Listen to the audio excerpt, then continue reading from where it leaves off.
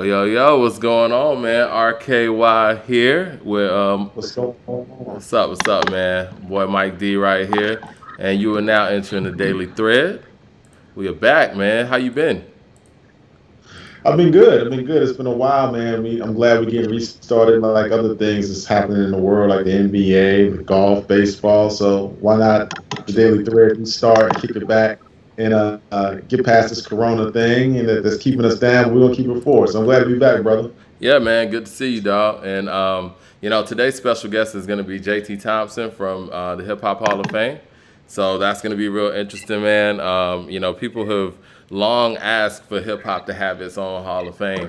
I recently visited the Hall of Fame over there, the Rock and Roll Hall of Fame in Cleveland. It was really dope, and it really gave me a lot more insight to what they're gonna be doing at this Hip Hop Hall of Fame up in New York. So that's coming up. We're gonna talk about, speaking of the NBA, we're gonna talk about J. Cole trying out for the Detroit Pistons, is it? Yeah, something like that. We heard about that. Detroit Pistons. He's trying to pull a Master P back in 1998, 99 when he was trying to rock with the Charlotte Hornets and the Toronto Raptors. So we're gonna Yeah, talk man. about that. We're gonna talk about we got my man JT Thompson, and we're gonna talk about the versus battle. Right, We're right. gonna talk about Two Chainz and Ross, and I think we're gonna talk about some other topics. What else we got on the plate Well, you know today? what? We could start off talking about, man. We'll start off talking about the tragic news of FBG Duck. The murder of rapper FBG Duck out in Chicago, man. And I know you had a lot of insight on that. It was a very interesting scene, gruesome things that took place. Also there was 29 people shot, three fatalities in Chicago over the weekend, which are unrelated, but man, it's just a lot going on. I know you had a lot to speak on as far as that goes. Yeah, I mean, a lot of people talk about, Chicago, and there's always a talking point. We talk about violence in the community, and I didn't want to speak on it in a way that's not respectful, in a way that I know I've been to Chicago a few times, but I really haven't been on the ground to kind of understand what's going on. But what I do know is it's a problem because we're losing a lot of young brothers and sisters, some as young as 1 year old, 2 years old, getting shot due to the violence in the city. I mean, I don't know the answers, but there's a lot of things going on. I mean, I got some statistics here. If you want to share that slide, Mike, to the people, there's 105 murders in July. It's a 139% increase from last year. Last July was 44 murders. In July, there was 406 shootings, a 75% from last year's up increase. Overall, this year in 2020, murders are up 51%, and 58 of the victims have been minors. And back to FBG Duck, he was an up and coming artist. He's been in the game for a while. One of his biggest songs was Slide, and he's part of that drill rap scene out in Chicago. He released a song a couple weeks ago, kind of dissing some people that died from a rival faction, the ones that they had lost. It's on YouTube. You can pull it up, and then there was some back and forth between another guy named 600 Breezy out of Chicago. So really, the reality is we're just trying to figure out, violence as COVID has hit, this pandemic has been up across all of our cities, New York and Chicago, Milwaukee, Little Rock, I think Albuquerque, Atlanta, Miami. So we just want to try to curb because it impacts our culture. We're losing a lot of people. FBG Duck was talented, brother. He really had a big move in Chicago. It's just a lot of this killing has happened because people are dissing each other on IG and Twitter and in these YouTube videos. So we kind of, want to find out what's going on. So if anybody out there in recording hip hop knows of any organizations that we can speak with, I know Boyce Watkins is out in Chicago. Maybe he can join us as a guest in a couple episodes. We really want to find out what's going on, man. There's a lot of talented brothers that have the music in them are losing their lives. And we start seeing the babies getting killed. It's like 1 year old, 2 years old. We got to figure out something. And like I said, I don't have the answers, and I'm not going to use it as a talking point to point to what's going on in our communities, but I do want to be part of the solution. And RIP to FBG Duck. All of the brothers has died in Chicago way too soon. It's a lot of street politics that I don't know, but the brother has some talent, and condolences to him and his family. But yeah, we just wanted to address that off the rip.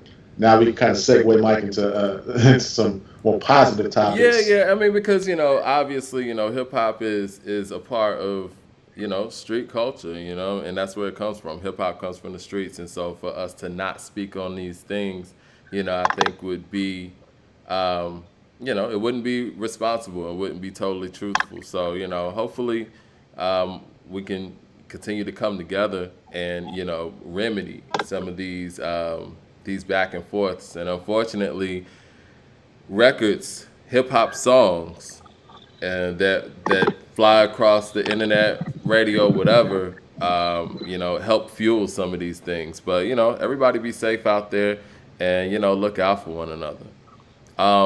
No Did you doubt. check out that Rick Ross and Two Chains verses? I did, man.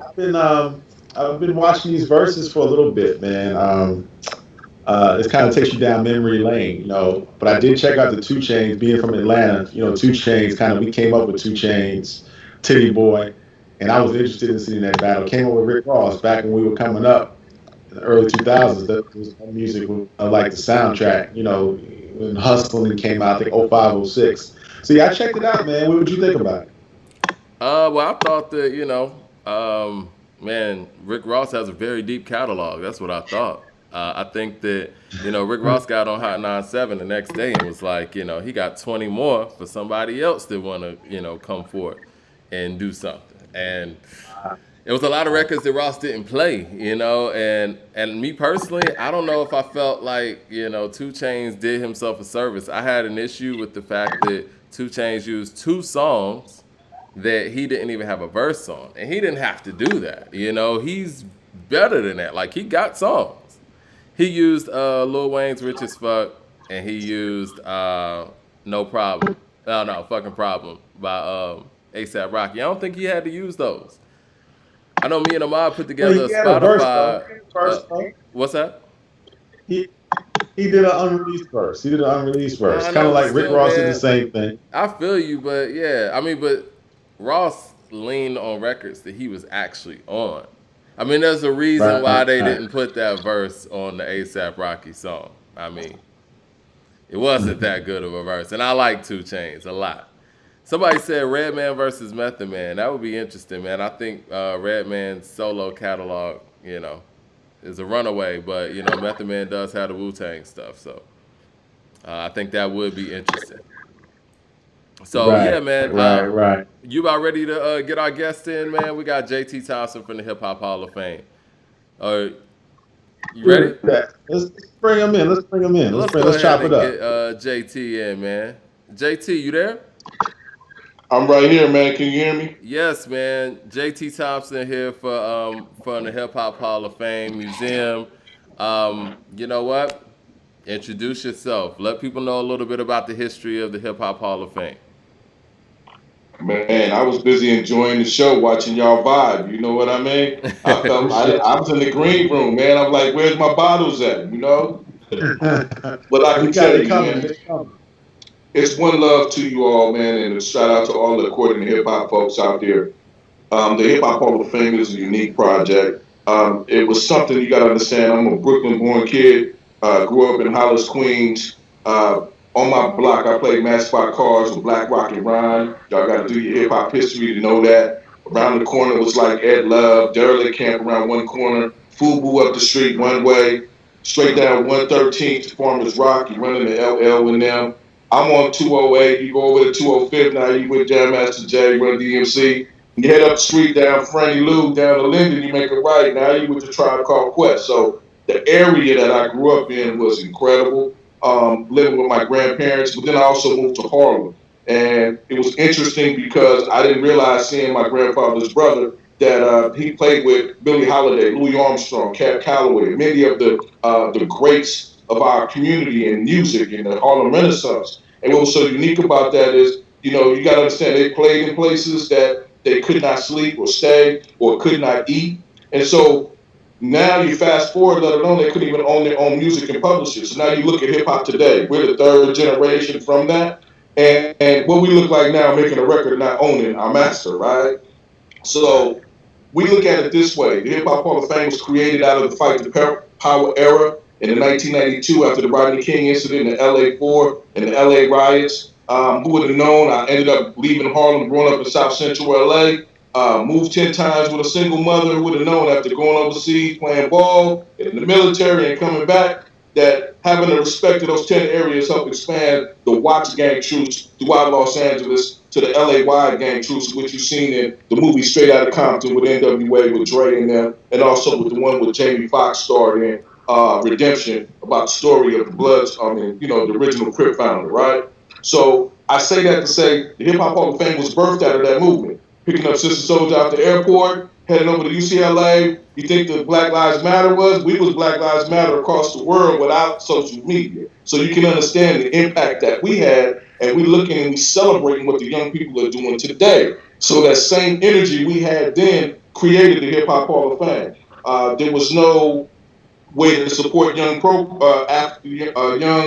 at-risk youth programming. So we created the Hip Hop Hall of Fame Award Show. I got a deal with BET. We did that in the early 90s. From 92, got a deal, 94, 95, the broadcast. And then after my show in 96, you know what happened to Tupac, right? After my show, Tupac was killed. So being the very first Hip Hop Hall of Fame, created in the 90s, all the pioneers at Sylvia's in Harlem when we launched it, to even be here right now. You got to understand, after that fake East Coast, West Coast thing, and for us to be here now, you got to understand, we lost the Kraft man, we lost Kraft, the Kool-Aid man, Sprite, because we're advertising supporting business. But now look at hip hop, how the rebirth is.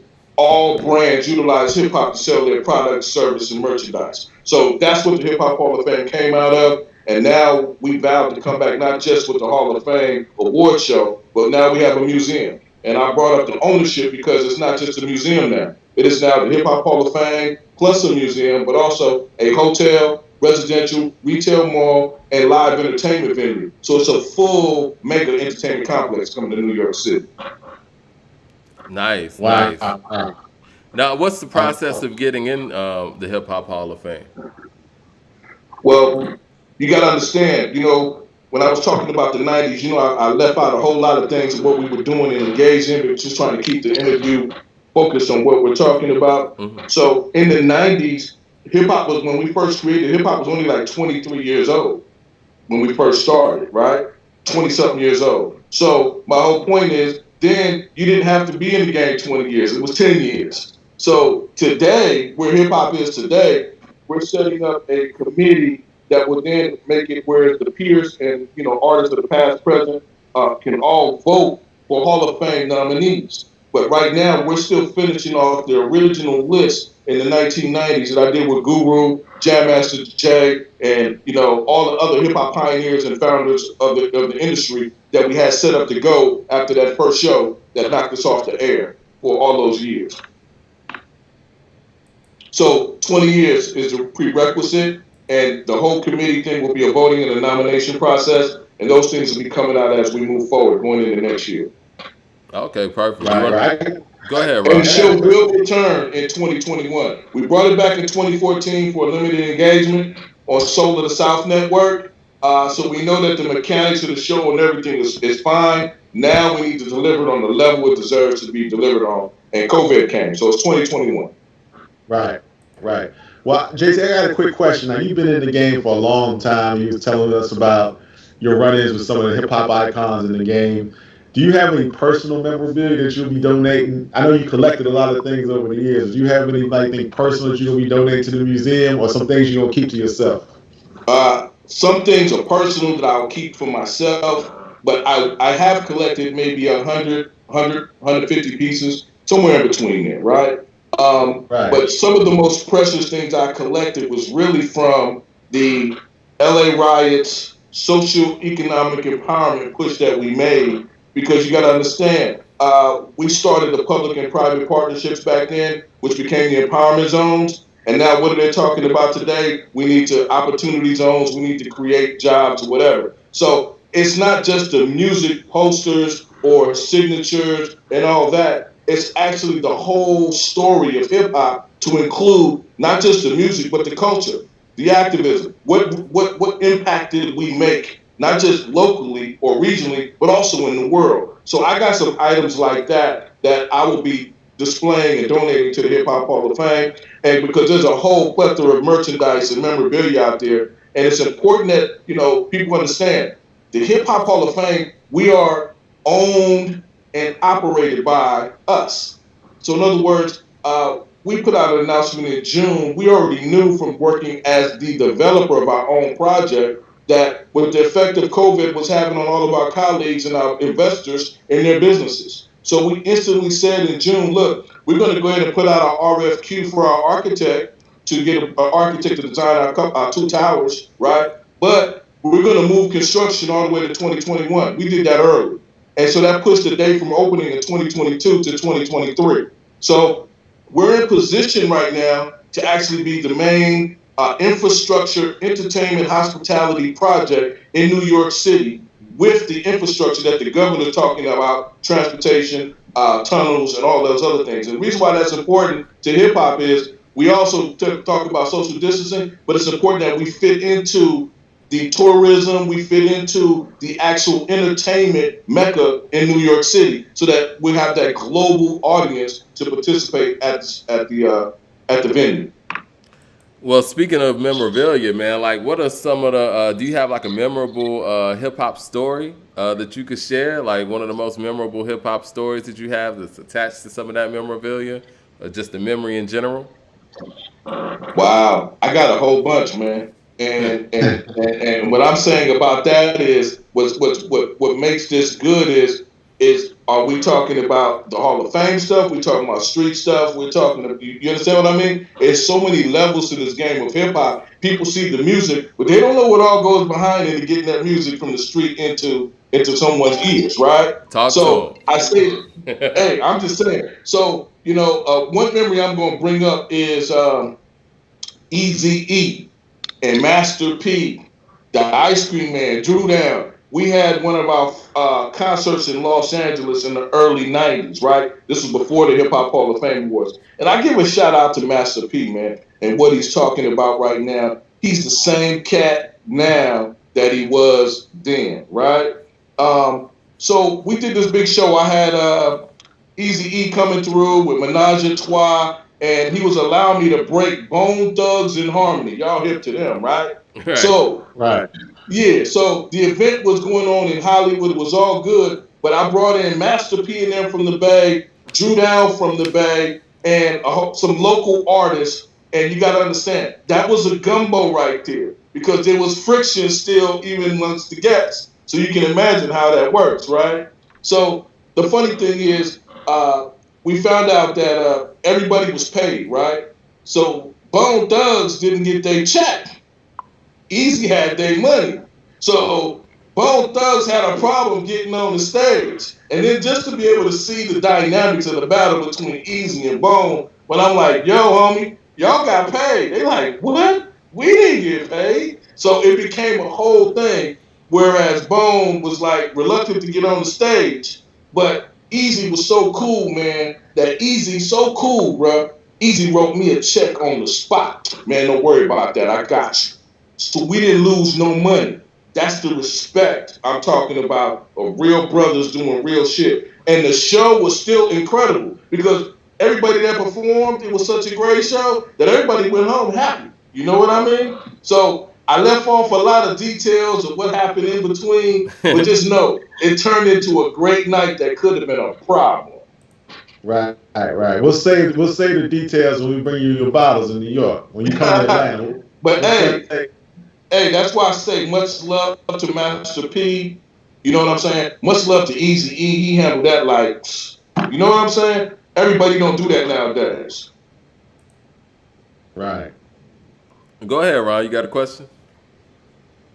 Now, I know. We gotta play it cool. We got a lot of relationships in the business, and I don't want to, step on no toes or hurt nobody's feelings. But we just talking about JT's personal preferences here, right? We ain't talking about. We ain't gotta put it in order. I just want to know what is your favorite, your top 5 songs that get you hyped, that you love about the culture, that get you inspired. We ain't hurting nobody's feelings. It's all love. What's 5 hip hop songs that's important? Wow. You really are trying to put me out there, right? Well, first off, let me put out my disclaimer first.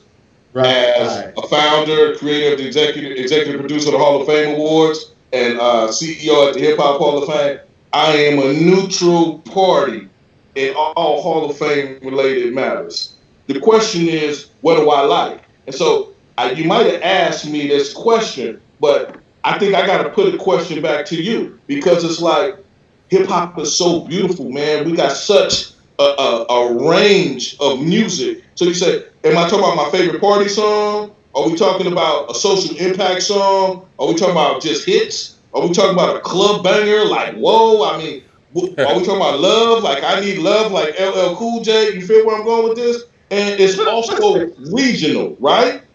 So, Right. I mean, when Rakim says, I put 7 MCs in a line and get 7 more think they can rhyme, now get 7 more before I go for mine, and that's 21 MCs ate up at the same time. Who writes shit like that, right? Only That's Rakim. incredible from a lyrical standpoint. Right. So, pop songs for me, man, I'm kind of all over the map from all the way from the beginning to right now. I think The Message is probably one of the greatest songs ever written in all of hip hop history, done by Grandmaster Flash and the Furious Five, because you could play that then and you could play that right now today and be relevant. That's a key. Fight the Power, relevant. You know what I mean? Mm. Queen Latifah, UNITY, relevant. You see where I'm going I'm with seeing a this? theme So it's here. like NWA, F the police, regardless how you come up on that side of the issue. Because you know you gotta have good police. You know what I mean? And at the same time, you don't need bad police. But that Right. song revolutionized things. So when you ask me that type of question, I got a bunch of songs I could throw at you, man. You know what I mean? So that's what's up. You naming some real game changers though. You naming some, yeah. I mean, because the message in itself, like that set a whole standard of what hip hop could be talked about. I mean, like the subject matter that could be talked about in hip hop. Right. Because I would imagine before a record like that, it was just party rocking stuff, right? Yeah, but then you can go Run DMC, Hard Times, Hmm. right? Right, right. Houdini, Friends, right? Friends, how many of us have them? You know what I'm talking about? I Yeah. mean, then you look at Naughty by Nature. I'm a Naughty fan. Hip Hop Hooray! Yeah. Ho! Right. Hey! Right. So, you know what I mean? And then you can go all the way right now and you can look at Kendrick Lamar. You could look at Schoolboy. You could look at Drake. You could look at Lil Wayne. I mean, woo! It goes on and on, bro. Then the ladies transferring from Foxy Brown and Lil Kim to Nicki and Cardi B and now Meg Thee Stallion. Oh man, you know MC Light, Queen Latifah, and them was in the beginning. I mean, and Salt and Pepper. I mean, just think about that, man. Then you got LL Cool J, Rock the Bells. See, man, you get me in trouble, man. It's like, yo, we can go so many different directions. Outkast, Southern playalistic Cadillac music. Are you kidding me? Two Live Crew, Jay Prince, Scarface, UGK, Ghetto Boys, man, E42 Short, Common, Kanye up there in Chicago. Hip hop's everywhere, bro. Right. Right. Yeah. Right. Right. Right. Ah, So you man. can't have top five with me, man. It's five. You It's have four regions. You might got five, 10 songs per region. I know. So I got next time we got to do the top 50, top 100 with you, because you can run it down. I think you know what I think that is a legit conversation because I know I want to say Rolling Stone did like the top 100 hip hop songs of all time or something like that, which is an incredible. It's an impossible list to put together, but you know that's when you start talking about impact. I want to say like top 10 was songs like Sugar Hill Gang's Rapper's Delight, The Message. I want to say Fight the Power was in there. G Thing was in there. So I mean, just game changers. And I think that I guess the question for new hip hop artists or newer people in the culture, even if it is a Kendrick Lamar, like how do you stand towards making music that is as game changing as the ones that you name? Or are those just stapled in time where it's like, you know, you can't match what they did for hip hop as a whole. I'm not gonna say that though, bro. That's a good statement you made though. And see, I can even come right back at you before I go where I really want to go about even some of the young cats now. But look at Rob Bass. Rob Bass, it takes two No matter what people say, what kind of rapper he was or whatever, Rob Bass is still working. You understand what I'm saying? Mm-hmm. So if you're a rapper from the 80s and the 90s and you're still working, that's longevity. Tours, shows, getting paychecks. You know what I'm saying? Right. And getting back to that same thing, are we going to say that the Force MDs used to be the Force MCs, Tender Love? You're going to say that them, Mary J. Blige, Jodeci, H-Town, that they are not also Hip Hop Hall of Fame worthy? I mean, these are hip hop's not just you see what I'm saying? You gotta add that R&B soul into it too, as well as the funk. You gonna tell me still Dre Day don't rock and still bang? You put that in right now, Yeah. man, it's over. Let me ask you a question though. Since we're talking about females in hip hop, and I know that this Cardi B and Megan Thee Stallion song has been like a big conversation. What do you think is the most important record in female hip hop? Wow. Or most important three. Let's not, we don't even have to just narrow it down to just one. But see, that's just it though. Mm-hmm. I gotta give respect to the women of hip hop who have put up with a lot of bullshit. I'm just being real. Yeah. You know what I mean?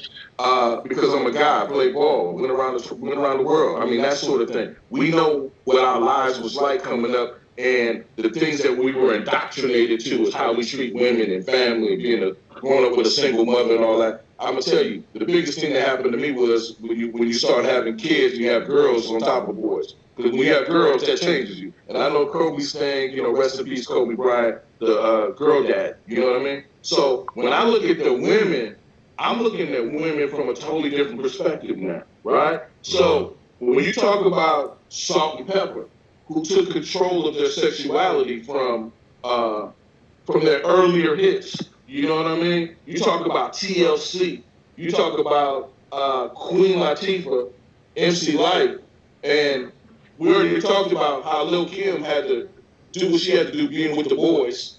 And then you talking about Foxy Brown at that time, right? And there's some other women, Conscious Daughters, CMG, you know what I'm saying? And my sister out the Bay Area.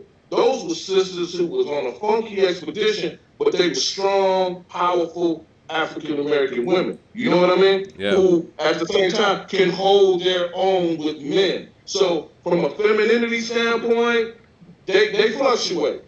Some is a ride or die. Some could be the best thing you ever had in your life from a love perspective, and others could just be empowered and be businessmen. You understand what I mean? So when you ask me the top 3 or 4 songs, I threw out the names out there for you to get an idea. I mean, you can't even overlook the Brat. You know what I'm saying? There's women. First female to go platinum, right? First people that put it down. Women that put it down, bro. You can't just narrow it down because they don't garner the same success that a lot of men do. Is it their fault? That don't mean that their craft and their music ain't just as exquisite or excellent, right? Right. Yeah. Yeah. It's a male dominated culture. I mean, regardless of how we put it, men dominate hip hop from a fan perspective and from the artist perspective. And when you see somebody like MC Light jump in the way she did, and like you said, Salt and Pepper, and even Queen Latifah with Ladies First is her first single, and jumping over into UNITY, I think that, in my personal opinion, I think Queen Latifah and her business acumen and everything she did with Flavor Unit early on gets overlooked a lot. Totally agree, bro. Totally agree. And that's why I said that. See, hip hop is beyond just the music. So you might be a woman or a guy who succeeds musically, but then that's it. You don't have nothing else here. Queen Latifah's all across the board. Will Smith all across the board. LL getting across. Jay-Z all across the board. Beyonce all across the board. That's what it's about, man. That's what we need to teach the young people what Master P's also saying, and I've been saying for years, is ownership of your name, your likeness, your brand, your music, and then you parlay that into other things. Just because one person puts out one product doesn't mean you got to put out that product. I mean, there's a plethora of things that need to be created or innovated. Because like hip hop, we didn't necessarily create anything. We just innovated those things that were there and turned them into something special. I don't know if you've been following the verses or whatnot. that's been happening on IG and just on the internet in general because they got the Apple deal. But would there be any females in hip hop that you would like to see do a versus? Just Wow. show love for one Yeah. another. I don't know if it would ever happen, but I think Lil Kim Foxy Brown would be great. You understand what I'm saying? I think Nicki Minaj Cardi B would be great. You understand what I mean? There's all kind of ways you could do that. I think TLC and Salt and Pepper would be the shit. Excuse my language. It's okay. That's a good one. That's a good one. Yeah, be sure to make sure that Timberland and Swiss Beasley know that came from me, okay? Right, I right. don't know. Maybe we can get a front row seat. No doubt. Well, I gotta go back to the museum. So I think you said, with COVID there was some delays. So 2021, tell us more about the complex. Tell us about the next steps. How can we get involved? Where can we go to get some information? And how can the people support it in general? You said a lot there, my friend. I think right now we have been more concerned with our fans, our people, our communities, more than we have been with us going through this time. And we want to even say right now, rest in peace to everybody who suffered through this COVID thing, them, their families and children, and those hip hoppers as well. It's just one of those things right now. This is one in 100 years things that happen. I said that to say that the museum. I don't want to use the word museum right now. We're just going to say the Hip Hop Hall of Fame, because that's what it is, right? Right. The Hip Hop Hall of Fame is now advancing by bringing the Hall of Fame Awards show back in 2021. We are within the next, I don't know, maybe 3 or 4 months, we should have our site under wraps, in our possession of the title. We should have our architect picked. And so we'll be in the design stage and the building permit stage going from the fourth quarter all the way through early first, second quarter of 2021, looking for our opportunity to break ground. So we will give the fans an opportunity to support the product. We have a very special hip hop stock offering that's going to be announced soon. It is the first hip hop IPO. Now I know I say the first, and there's going to be a bunch more coming right behind me. But I say that to say it's because the Hip Hop Hall of Fame is going to be the first hip hop museum and hotel and residential entertainment complex owned by hip hop in the world. We would like to be not a catalyst or economic driver. We are the economic driver, the job creator. But we would like to be the example of how we can galvanize our community for empowerment projects like what we're doing. So we want to be in that position of being a guide to the community. The fans will be able to get involved by making a donation, becoming a VIP member. Whereas I think the fee is going to be something like $40. It'll be coming out soon. That they'll get their own cells in the Fan Wall of Fame. It's an interactive exhibit, guys, where all the fans who I think it's like 250,000 fans. Some have already signed up for it. They're going to be honored. But their faces will go across this big giant wall screen. And they'll be able to go in and be able to pull up their picture and their video statement of support of the Hall of Fame or what they love about hip hop or themselves. So the fans will now get a chance to be inside of the Hip Hop Hall of Fame by becoming a VIP fan member. There'll be merchandise coming out soon, other different projects coming soon, and we're working on some content deals. We got some very special people that we're going to be working with. People are going to be hearing more about that later, and get ready to see some content that really covers what we're all about.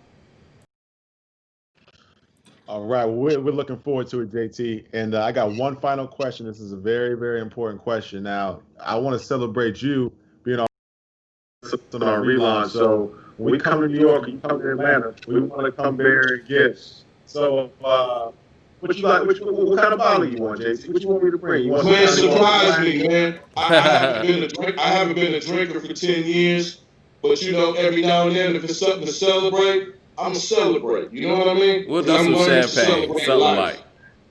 We'll do some champagne. Well, we got you. We're looking forward to linking up with you in New York or down here in Atlanta or somewhere in between. And we want to say thank you for being our first guest, and we appreciate it. We look forward to building with you in the future, man. We really appreciate it. Yes, No sir. doubt. And I want to give love to you brothers as well. It's good to see brothers teaming up, doing things on the level of ownership and trying to create things that empower our communities and tell the stories the way they need to be told. So I salute you brothers as well. And definitely look forward to building with you in the future. And you know I'll be back in A-Town real soon. I did the Black College Step Show at the Georgia Dome. I did the Black College Football Championship game after the Hall of Fame Awards. I said we did a lot. Atlanta was a spot. So we'll be back. Let's All connect, right, man. we're looking forward to having you, bro. All right, man. Shout out to JT, man. You be safe up there. No doubt. All One right. love. Peace and blessings to everybody. Yes, sir. No Yes, sir. doubt. All right.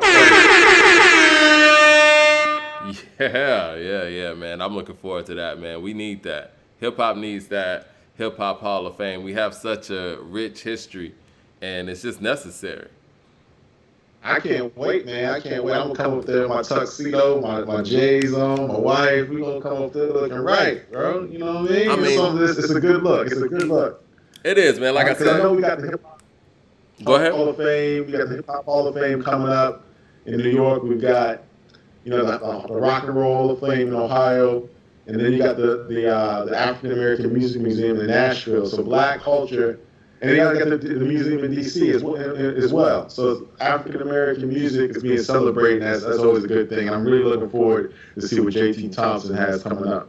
Yeah, man. Like I said, visiting the Rock and Roll Hall of Fame a couple of weeks back, like I said, it gave me a little bit more insight to the fact that hip hop definitely needs its own, just based on how hip hop came together and how game changing it's been over a certain period of time, and just man, it just can't be.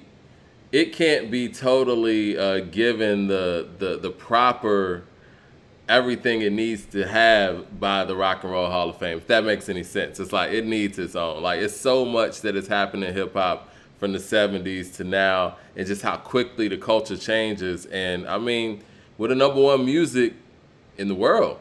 I know I was talking to some people over at Spotify. They were saying that 47% of the people who stream music on Spotify is streaming hip hop music.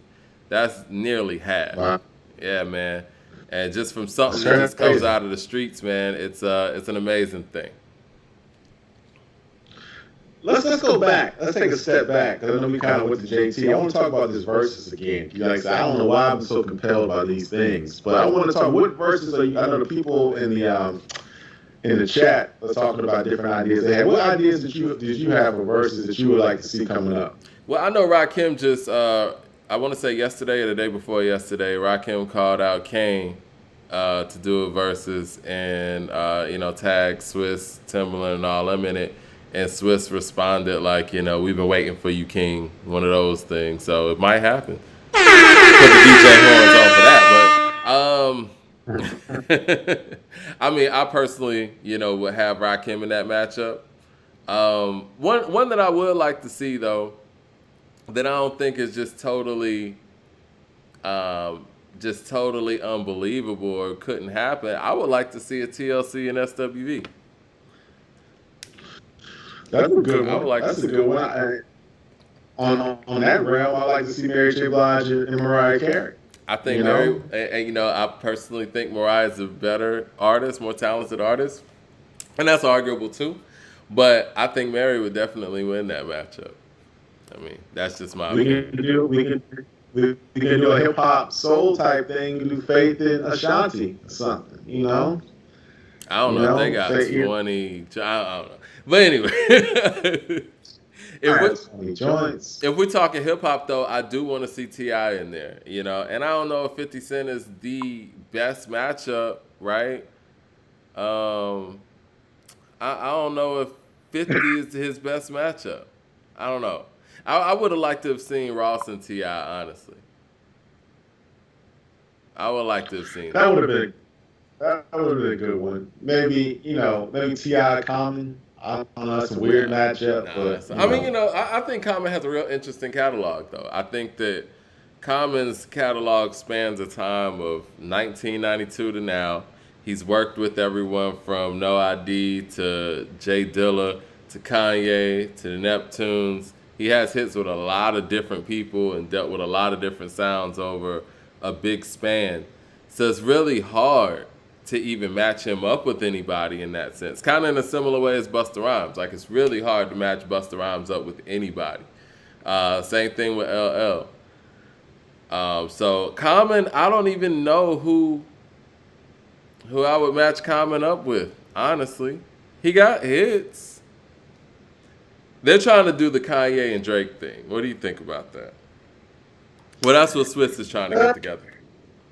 I mean, that's a good one with Kanye, man. I think Kanye's stuff is so broad. I mean, Drake's stuff is broad a little bit because he can go into that little UK stuff he does, the little, the Caribbean rude boy stuff he does. He can do the pop stuff. He can do some of the R&B stuff. He's got a lot of hits. They both got a lot of hits. I don't think they like each other, so I don't think it would be much of a celebration per se. I think it would be more so of a competition. Well, somebody So that just might be said good. Common and Nas. What do you think about that? That's a good one. That's a good one. I mean, that's a good one. We're both lyrical dudes. They both That's a don't good really one. make club bangers. They just make really quality hip hop records. So it's not like somebody Right. would, outdo somebody like in the club and hit them with a banger. I think that it would probably be tough for Common to have an answer for Made You Look. Uh, Right. it ain't hard to What about tell. Common and Q-Tip? What about Common and Q versus Q-Tip? You know what? Personally, man, Q-Tip's my favorite artist in hip hop, but I don't think Q-Tip has enough solo stuff to go with Common. I would. How do you feel about Common and Ghostface? So, What about Common and Ghostface though? that's a good one. I got That's a Ghost. good one, but I got Ghostface. Yeah. yeah, I think I'll give it a good. Oh, no, man. No. Really? Common got a lot of stuff, man. Common's got a lot of heat. Ghost got a lot of stuff. Ghost is a member of the Wu-Tang. Ghost is the co-star of Only Built for Cuban Links. I mean, I love Common. Well, if you're going to do it like that, let it be Q-Tip versus Ghostface. What, to play Tribe stuff? I mean, I'm sorry, man. Ghost stuff, I mean, he has such an edge, man. Like, his stuff is so raw. Where Q-Tip's beauty is... Ghostface Busta Rhymes. That's a good I think that is a good one, actually. Busta got the energy, though, but Ghost got the storytelling. Ghost got energy, too. I think that actually would be a good one. I would like to see Ghost and Busta, actually. It's Ghost.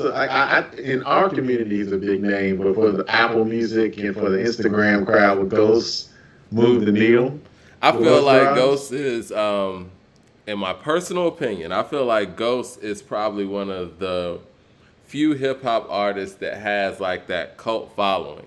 Like people who rock with Ghost, we know everything. You know what I mean? Like he doesn't have halfway fans. So you're right. You might not move the massive needle, but for the people who rock with Ghost, like he has fans that will beat up people at a concert. I mean, it's just what it is. We've seen it. That's wild. Yeah, That's man. wild. That's Rock wild. star stuff. Do you think anybody in the younger generation is going to participate in this, or this is just one of those things for more seasoned artists? I mean, because even somebody like Cole has been in the game for 10 years, but I don't really see anybody of that generation doing it. I mean, the younger folks don't have 20 songs. So You know, I disagree like with 20. that though, because actually the younger folks have more songs. Seems like because they put out so much music and there's so many features. that's Everything's so feature heavy. You trying to say what, 21 Savage versus the Baby or something? No, I ain't talking that young. I'm just saying like I'm talking about really like the Wale, Crit, Cole, Oh, that definitely. Those Big guys been in Sean. the game for a minute. yeah, those guys have been here for a minute, but I don't see any of them showing any interest in this. It's the guys that are like 40 plus, really, right? Like that's what we've been seeing. Right. Well, Drake would be if Drake gets in, Drake would be the youngest one at 35, 34. Let's be honest, Drake's not doing it. Let's be honest, Drake's not doing it. I mean, but now it's a new game now. So now Apple throwing money out. So if they, it could be they might give a cast $10 million to do this joint.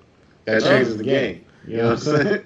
Is it? All right. Well, I guess. But James is it McCarty Boucher? said Most Def. I love Most. Most got 20.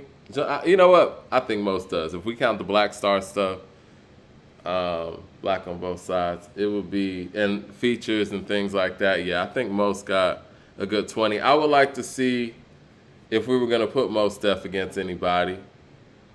Shoot, maybe Talib or Black Thought.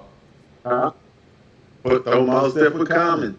I don't think he has the range to mess with Common stuff, honestly. And I think Most Def is a better MC, but I know a good one. I know a good one for most Def. I know a perfect one. Perfect one for most Def. Most Def versus Eminem.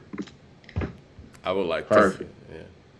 I don't think Eminem's gonna go against anybody either, but that's just Because he would lose probably to about everyone. You think Eminem would lose to just about everybody?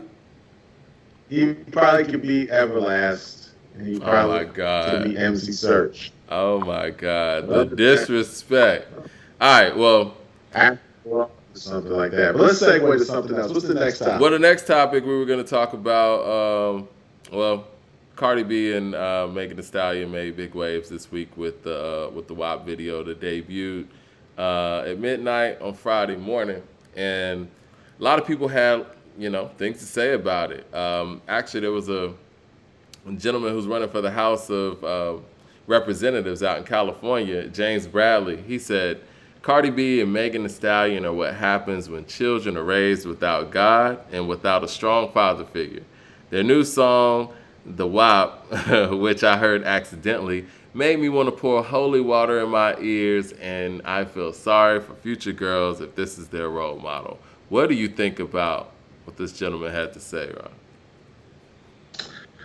Well, as a father of a daughter, he's probably clout chasing, jumping on the wave. I mean, this is nothing really new. We've seen this before from Madonna, from Katy Perry, from Shakira, from J-Lo. We've seen provocative videos. So even hip hop, you had Little Kim, you had Foxy Brown, you had I think it was raunchy, Trina.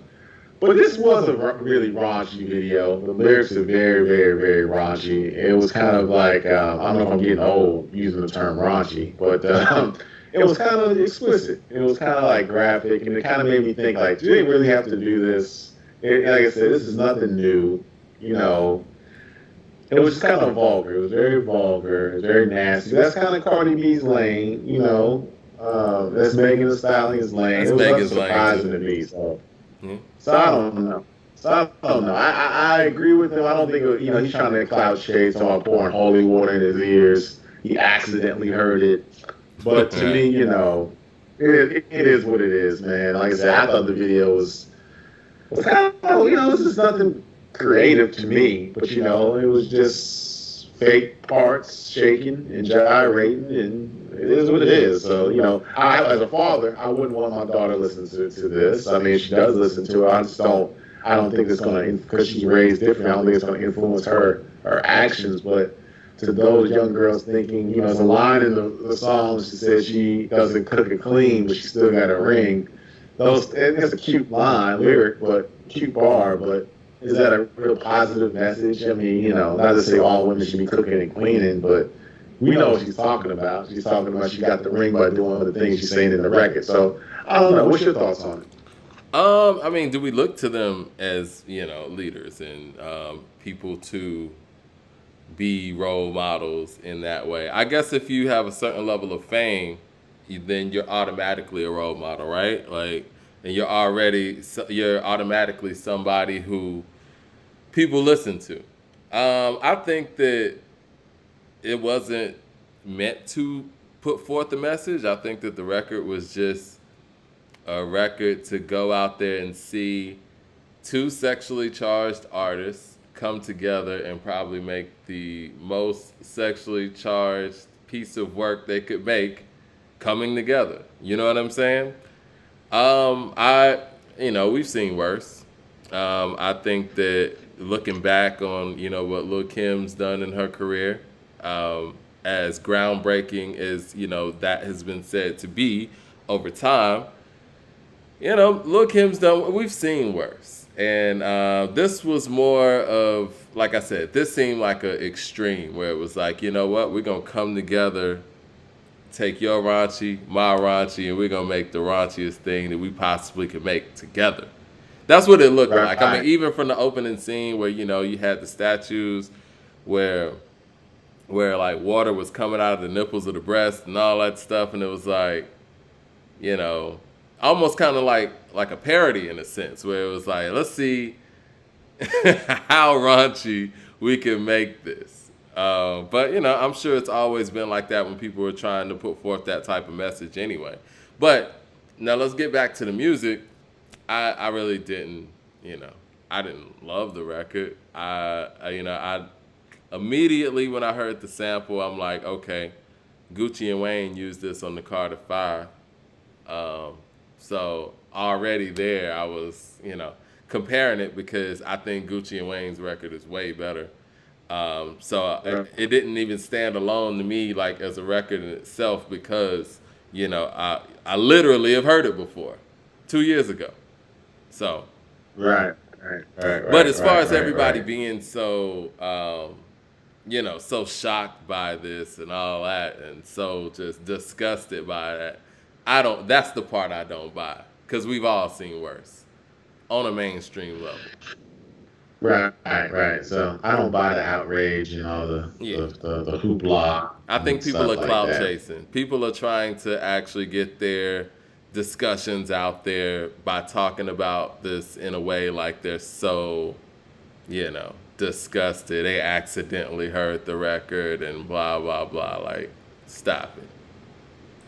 Stop it. Stop it. Stop it. So enough about the booty shaking. Let's talk about some hooping, some balling. I hear that J. Cole is trying to start an NBA career at the age of 35, following the footsteps of Master P, who back in 1998 tried out for the Toronto Raptors and the not the Houston, I'm sorry, the Charlotte Hornets during the exhibition.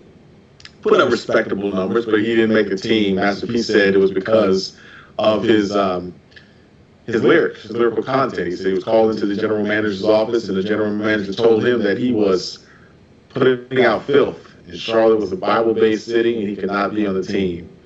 So I don't know. What do you think about J. Cole trying to make an NBA career at the age of 35, the same age as one LeBron James? Well, I think that, if we're talking about ratings and, I think that the Detroit Pistons gave him a tryout, like you said. If I owned the team, I think it would be worth putting him on the roster to get people to watch. Because have you been watching these NBA games since they've been in the bubble? I watched a few of them. A couple How do brothers you look out of feel? shape. How do you feel about them? How do you feel about these games? I have mixed feelings about it. My wife and I try to watch a few games. My father-in-law, we try to watch a few games. They thought the games were kind of weird. They thought that it wasn't the same, pumping in the fake crowd noise.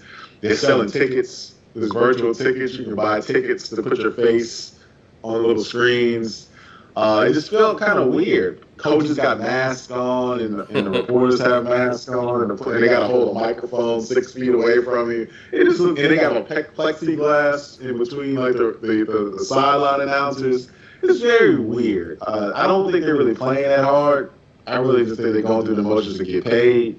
Me personally, I don't think it was a good idea to be in a bubble. So the games haven't been that exciting. It looked like pickup games. Well, see, this To is be honest how with I feel you, and I'm a huge basketball fan. I know we both are, and I'm really uninterested in the season. I think that they should have just called this season no championship because the guys have been sitting out for so long.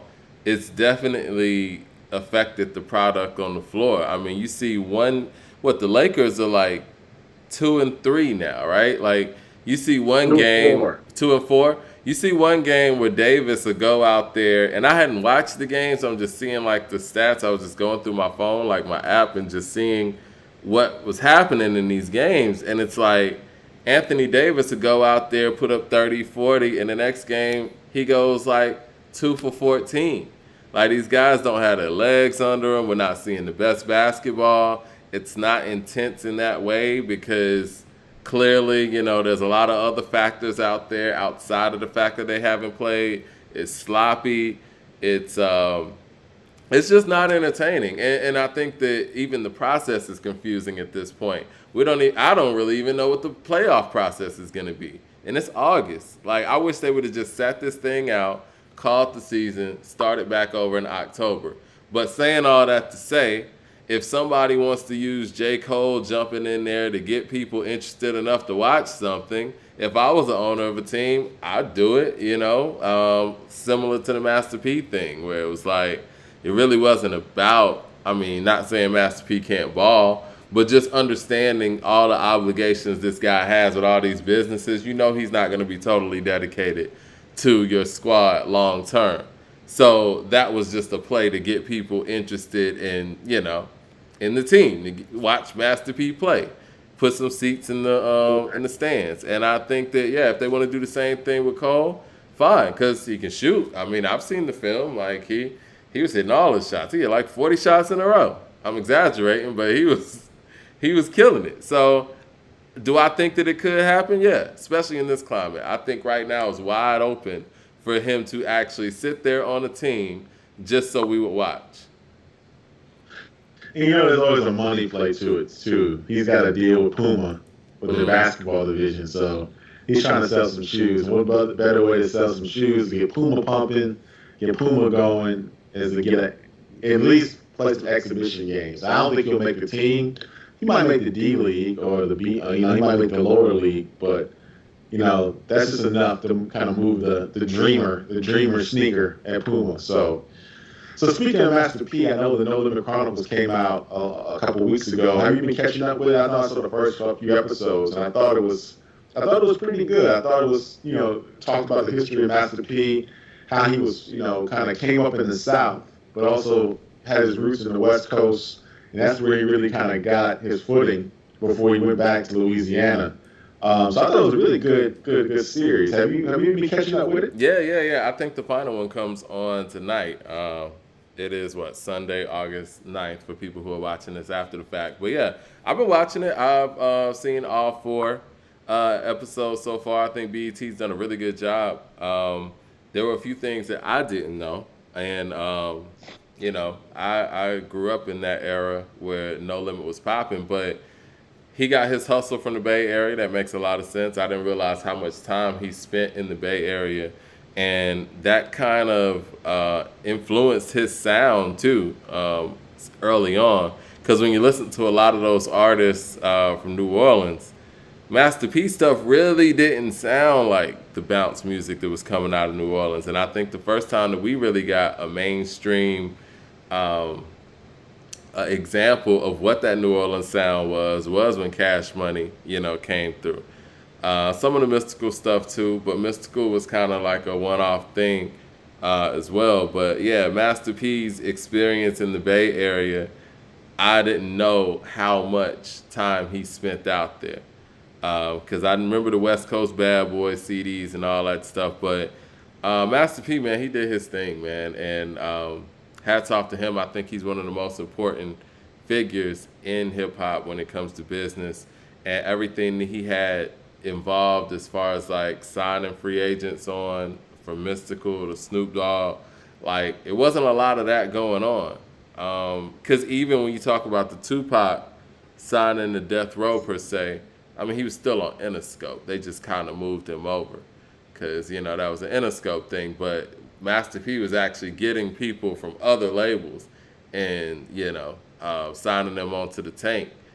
And the fact they put out 23 albums in 1998 and he retired. Well, I don't know what part you're on. Like, where did you leave off at? I'm early, man. I'm at the part where his brother died. Okay. Yeah. They did a really good job, and I like how they actually have. It's kind of like a mixture of a documentary and a biopic, kind of how they have those people playing P and other figures throughout it. So it's kind Right. of a mixture of the two. Because I think he was doing, from what I remember a few years ago, he was doing a No Limit documentary and he was doing a biopic. So I guess they just combined these two things into one thing. And yeah, it's definitely necessary. I think that his story needs to be told. A lot of people say that Master P got a deal from labels that no one will ever get again, and that's probably the truth. Right. I would Well, I like, love to have him on, and yeah, I love to have him on. I love to get him as a guest, and I want to try some of that rice out and some of that syrup and those grits. So, P, if you're listening, if someone knows P, let's get connected. I want some of those grits. I'll try them on the next show. Give a full review of the syrup and the rice, and we'll get it going. I definitely watch the new episode tonight. I was gonna say, Because yeah, P was very big. get P caught was up, very man. big, and I was gonna say, get caught up, and you know what I'm saying, watch the episode tonight. I was gonna ask you too, before we get out of here, like, what's your favorite like No Limit song or album? man, I like Silk the Shockers Charges to the Game. Um, that's my favorite. I think it's one of my favorite No Limit albums. I like Ghetto D by P. What else? Those are my two. I think The Last Dawn was one of my favorites. But really, my favorite one was Silk the Shocker Charges to the Game. I think it was the ninth grade, 10th grade when that came out. Were you one of those people that was a I, Fiend fan? Because Fiend's first album got real high praise. That one and C Murder's Life or Death got a lot of I praise forget. too. I wasn't that much of a Fiend fan, but I did. There's another album I left off that I bought, and I didn't buy a lot of No Limit albums. I bought Soulja Slim, Give 'Em to 'Em Raw. Yeah. They had a song with Snoop Dogg on it that was real tight. At the same time? I think it was called Same Time. At the Yeah. same time. You rock me, I rock for you at the same time. It's slow to slim and Snoop Dogg and Dog at the same time. That was my joint, man. But you know what? Those are my favorite. I don't even like counting Snoop stuff, but his Top Dog album was a really good album. It didn't really sound like a No Limit album, but if we talking about No Limit albums with the sounds with like the Beats by the Pound, KLC stuff, I think I might say Ghetto D, honestly. But one of my favorite No Limit songs, because everybody bought the albums for like the Soulja songs, right? I think it was it was on Mia X album. It was the You Don't Want to Go to War with a Soldier. That and that dang, we were just talking about it. That where you from? Where you from? Where you from? Who was that? Skullduggery. Skullduggery. Yeah, yeah, Yeah, cousin. Skullduggery's P's cousin, I think. yeah, yeah. So yeah, those Oh, are some of my favorites.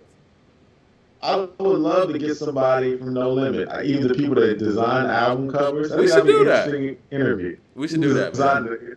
What was their thought process of designing these album covers? Album covers are crazy. Maybe we get somebody that was on the label that kind of speak to us and kind of wrap up the No Limit Chronicle saga. Yeah. You know what? We'll plan for that next week. We'll do that for the viewers. And, I want to thank JT Thompson for joining us here on Daily Thread. Shout out to our co-host that, wasn't able to make it here today, Tanisha, T-Dot. And, man, yeah, I think next week we should, wrap up the No Limit Chronicles and possibly have somebody at the No Limit camp, as one of our guests, man. Now, I'm looking forward to the Hip Hop Hall of Fame and everything that brings, too, so. Right. And next week we'll have links. You see the hat that Mike D is rocking. We'll have links where you can purchase the hats, the shirts. Oh, yeah. We'll have all that for you next week. And if you have any information, any guests that you would like, a topic you want us to cover, email us at info@accordingtohiphop.com. That's info@according2hiphop.com. And we'll get it on. Hey, let's do it, man. All right. Well, I'm going to holler at you next week, man. And shout out to everybody who's in the chat, who's joining us for the show. Follow us on Facebook, obviously. Follow us, subscribe to our channel on YouTube. And we're going to see y'all next week, man. All right. All right, yep. Boom.